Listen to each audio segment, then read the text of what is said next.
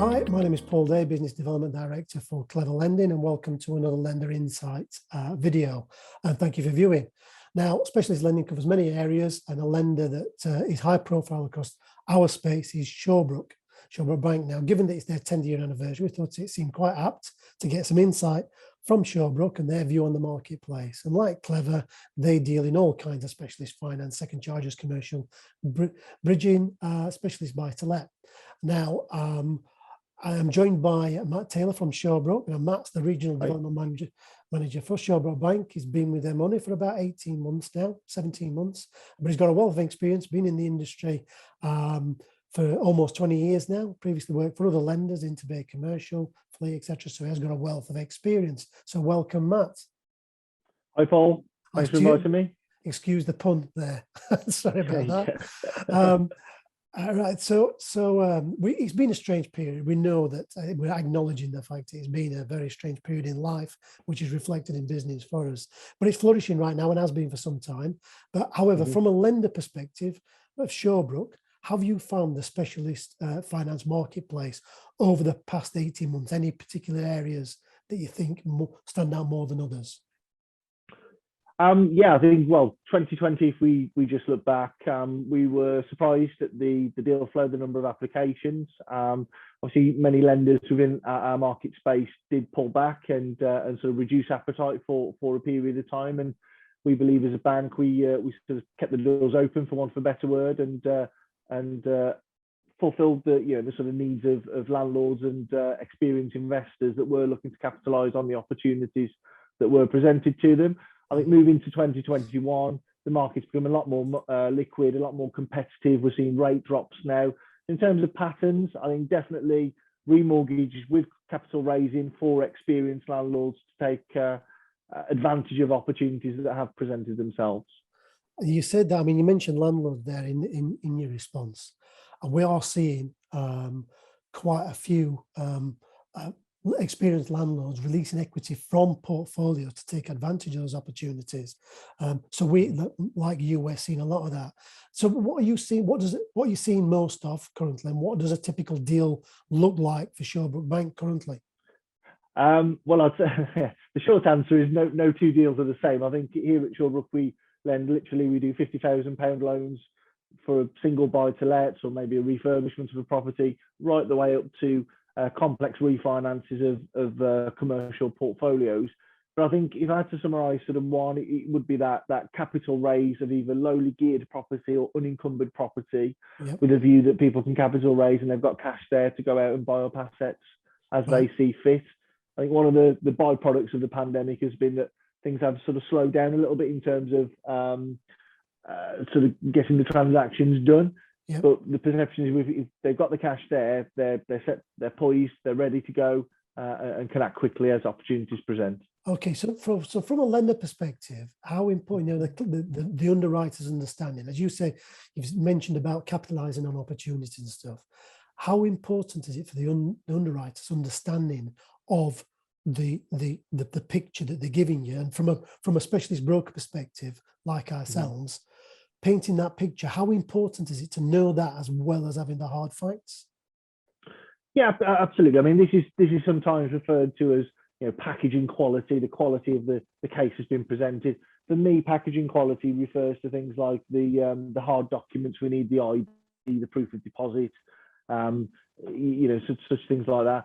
However, for me, it's about, as you say, understanding what's the client's strategy, what journey are they on, and where do they want to get to. Yeah, so you've got how flexible is the underwriting that you guys have currently? It's not a case of, I mean, we're all embracing technology, but it's not a case of computer says no and you move on.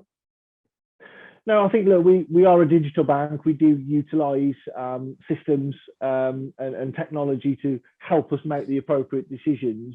However, when it needs a human touch, when it needs an experienced manual approach to looking at an application, then that's suddenly where you would come to someone like Shawbrook Bank, access via Clever Lending, who understand what our boundaries are, what our rough criteria is, but ultimately where we're able to be flexible and to show leniency and really push on and hit the customer's need.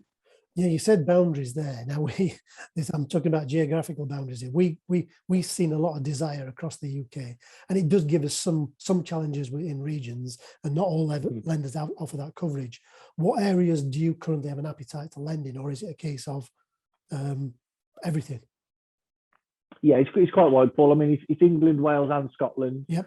Okay. Um, low amounts as low as 50,000, as I say, right the way up to 25 million. So it will depend again on the client's strategy.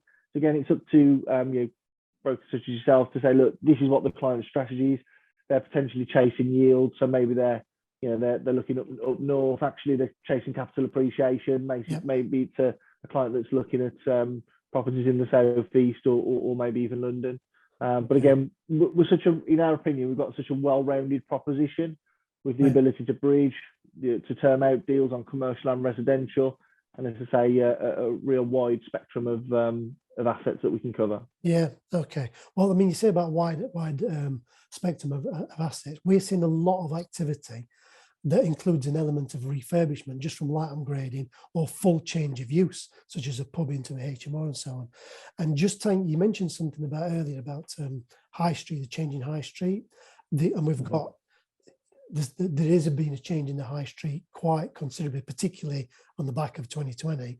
But if we look at that and adding the relaxation of the PDR, the permitted development rights, changing of commercial to residential, with that whole thing in mind, the refurb change of use, do you see that as an opportunity, a big part of opportunity that Huge, yeah. that brokers should get in, and how well does that suit Shawbrook product range?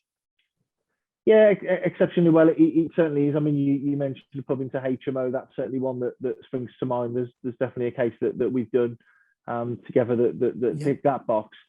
But yeah, again, with the bridging, the ability to take the asset, to give the client that flexibility to obtain maybe a planning gain, or as you say, utilize permitted development rights, and then to change it into either a high yielding asset or a sort of quality asset that will appreciate in capital, just because you've applied for that change of use, and essentially your client's gone in there and done the work basically. Okay.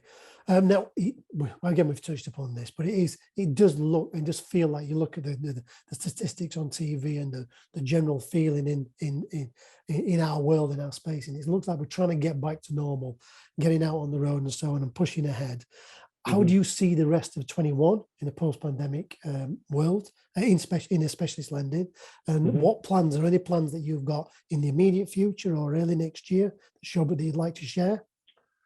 Yeah, I mean, look, Shawbrook, we're kicking on with our digital journey as a bank. We've made some real enhancements to our proposition over the last 18 months with the introduction of e-signature, really pushing on and enhancing our AVM, or automated valuation model technology. So again, it's all about, for us, using tech to assist that client journey. So we'll be pushing on with the same, but again, absolutely back out on the road, back visiting and educating brokers on what the Shawbrook proposition looks like. Okay, well, I mean, we've both said, I mean, there are lots of opportunities that are arising in our marketplace, and I think that going forward, in post the stamp duty holiday, a lot of brokers have been very busy on that. There's going to be loads of stuff for him to look at, be that refurb, second charges, etc. It's just going to be a very buoyant marketplace. Is there any particular areas that you want to highlight yourself in that brokers should concentrate on, do you think? I wouldn't necessarily say concentrate on. I think other than concentrate on, opening your mind to the opportunities. As I say, if you feel comfortable, sort of get back out on the road, speaking to your clients, understanding what projects they're looking at, understanding if there have been any impact or changes to their opinion or business model at all. And then, as I say, utilize specialist brokers like Clever Lending to help access the finance for the solution. Brilliant, excellent. Well, I mean, we've touched upon a lot of areas there. Hopefully it has been interesting to anyone that's viewing this. It is a buoyant space, and remember that, as Matt has alluded to there and covered off, there are a number of product ranges that are there to satisfy some of these borrowing needs: second charge, bridging, commercial, development finance, specialist buy-to-let. At Clever, we will accept an email for an inquiry. You can just pick up the telephone and talk to it. But again, we're digitally embraced as well to try and make it a speedy transaction, but without taking away the human touch. We've got Clever Plus.